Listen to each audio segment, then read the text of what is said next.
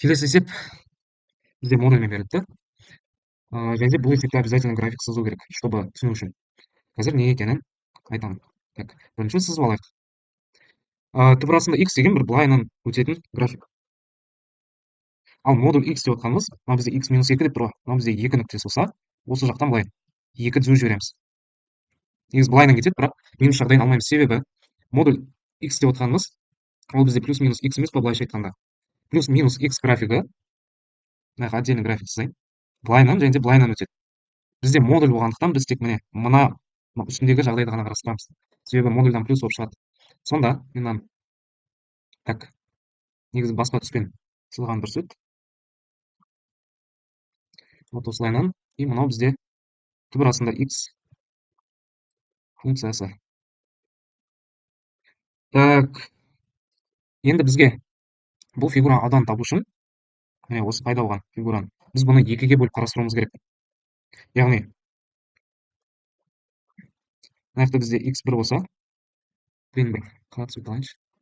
Мына жақта бізде x1 болса, мынау нүкте осыдан бастап мына жаққа дейін, және де осы нүктеден, яғни 2-ден мына жақтағы x2 нүктеге дейін. Сол интегралдардың қосындысы ретінде аламыз. Түсінікті ғой, иә? Бірінші теңестіріп алайық интегралдарды. Так, түп арасында x-тен модуль x минус 2. Екі жағында квадраттасақ, әдемі болады. Сонда бізде x-тен x минус 2-нің квадраты. Жақшаны ашам, x квадрат минус 4x плюс 4 минус x мына жаққа әкеп алдым, тең 0. Сонда x квадрат минус 5x плюс 4 тең 0-ге. Сонда біздің түбірлеріміз 1 мен 4 болып тұр ғой да. Осы жерден былай 1 мен 4 деп алып кетсеңдер сендер. 1 мен 4. Аудан дұрыс табылмайды. Сондықтан так, S1 сендерде S1 деп айтайын, мынау бөлікті. Мынау бөлікті. Осы бізде S1 болсын. Ол бізде интеграл 1, 2. Түп арасында x азайтылған 2 минус x болады. Бізде модуль x минус 2 или 2 минус x или x минус 2 болып ашылмай ма? Вот сол үшін де біз екі жағдайды қарастырамыз. Яғни, мынау тұрғанымыз бізде 2 минус x, мынау деп отырғанымыз x минус 2. Сондықтан да екі интеграл қылдық.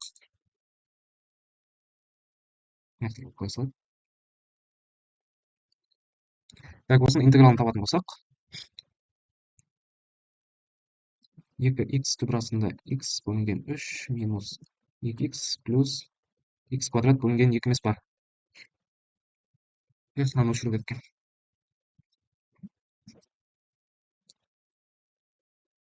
X квадрат бөлінген 2. Так, осыған енді шектерін қояйын, 2 мен 1. Енді қоятын болсам, 2 көбейтілген 2 түп арасында 2 бөлінген 3 азайтылған.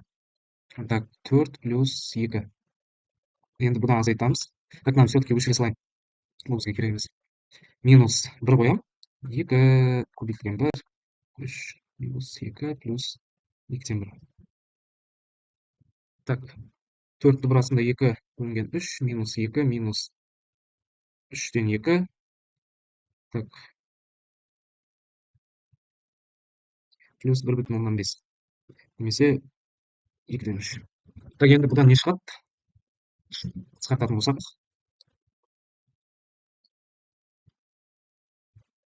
4 түп арасында 2 бөлінген 3 минус. Так, анау мен 3 берем, 2 берем. Так, 7 бөлінген 6 шығады ба? Так, дальше. S2 деймін. Оны қызылмен жазайық. Ол бізде 2-ден 4-ке дейін болады. Және де түбір астында x азайтылған 2 болады. Сонда 2x түбір астында x бөлінген 3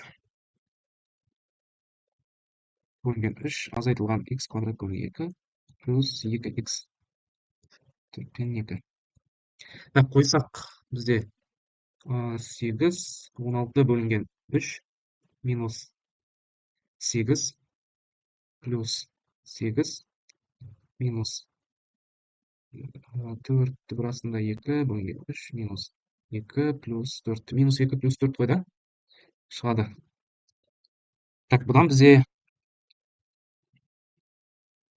мынаға жазсайын, жауабын 10 бөлінген 3 минус төртті бір астында 2 бөлінген 3 шығады екен. Есептесек сондай шығады. Мынау мен мынау қысқарады. Мынау мен мыналарды ортақ бөлім беріп жүреміз. Так, сонда S1 мен S2-ні қосу ғана қалып тұр ғой. Так, қосқан жағдайда мынау мен мына жақта плюс болып тұр, мынаның алды минус болып тұр. Екеуі қысқарады. Сонда минус 7-тен 6-ға, 6-тан 7-ге 3-тен 10-ды қосамын. Сонда бізде так, минус 6-тан 7 қосылған 10-нан 3. Мынаған 2-ден беремін. 20 и мынау бізде 13 болады. 13 бөлінген 6 шығады екен ғой.